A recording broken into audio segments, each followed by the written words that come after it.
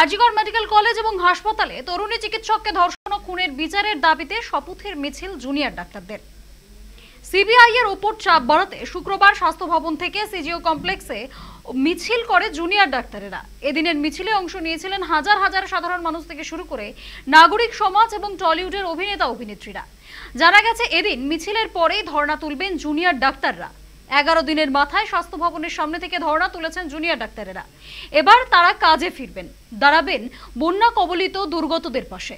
শনিবার থেকেই জরুরি পরিষেবায় যোগ দেবেন বলেও জানালেন জুনিয়র ডাক্তারেরা। জুনিয়র চিকিৎসকেরা জানিয়েছেন আপাতত ধর্ণা তুলে নিলেও ন্যায় বিচারের দাবিতে অনড় থাকবেন তারা। সরকার প্রতিশ্রুতি পূরণ না করলে তারা ফের অনির্দিষ্টকালের জন্য কর্মবিরতিতে যাবেন বলে হুঁশিয়ারি দিয়েছেন। এদিনে জুনিয়র ডাক্তারদের মিছিলে ছিলেন টলিউডের অভিনেত্রী উষসী চক্রবর্তী, দেবলীনা দত্তরা। উষসী বলেন, নাগরিক সমাজের মুভমেন্টও শেষ হচ্ছে না। ডাক্তাররা কাজে ফিরছেন, বন্যার্তদের পাশে দাঁড়াচ্ছেন।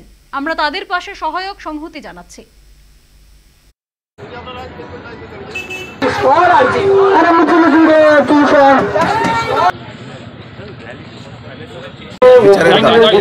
বিচারের দাবিতে এখন court monitor CBI investigation process চলছে। আমরা মনে করি যে এই যে আলোচনা করছেন সেই জায়গা থেকে এখনো দৃষ্টিকর্তার ভূমিকা এবং অতি দ্রুততার সাথে এই তদন্ত প্রক্রিয়াকে একটা সুসংগত জায়গায় নিয়ে যাওয়া এবং যে বা যারা এই ঘটনার সাথে জড়িত, যে বা যারা এই ঘটনাকে ধামাচাপা দিতে চেয়েছে, যে বা যারা এই ঘটনাকে এভিডেন্স ট্যাম্পারিংয়ের সাথে তাদের সমস্তকে বিচার ব্যবস্থার মধ্যে অধীনে নিয়ে আসে এবং সেই জায়গা থেকে তাদেরকে সন্দেহজনক যারা ব্যক্তি আছে তাদেরকে অ্যারেস্ট করা, শনাক্ত করা এবং শাস্তির জন্য যথাযথ ব্যবস্থা করা। তাহলে এই ওভারঅল পুরো যে প্রসেসটা, এই পুরো প্রসেসটা যাতে অতি দ্রুততার সাথে করা হয় সেটার জন্য আজকের এই অভিযান। শনিবার থেকে আমরা এসেনশিয়াল সার্ভিস শুরু করছি।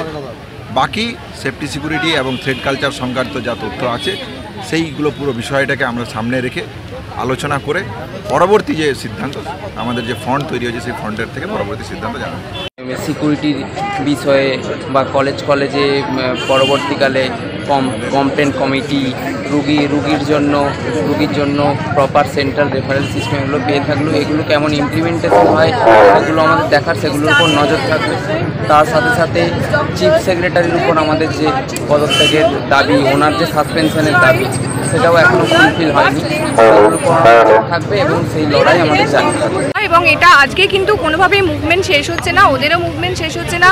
আমরা যারা নাগরিক সমাজকে রিপ্রেজেন্ট করি তাদের মুভমেন্টও শেষ হচ্ছে না। ডাক্তাররা কাজে ফিরছেন, বন্যার্তদের পাশে দাঁড়াচ্ছেন এবং আমরা তাদের পাশে সহায়ক শক্তি হিসেবে সংহতি জানাচ্ছি। কিন্তু বলা যেতে পারে এটা এই আন্দোলনের প্রথম পর্বের একটা সমাপ্তি। আন্দোলন চলবে, দ্বিতীয় পর্বে যাচ্ছে, যেখানে আমাদের নতুন দাবি প্রশাসনের তরফ থেকে যে ওনাদের নিরাপত্তার জন্য এবং জাস্টিসের জন্য যে দাবি সেইগুলি সবই পূরণ করা হবে। নিরাপত্তার দাবিটা তো একটা বেসিক দাবির মধ্যে পড়ে।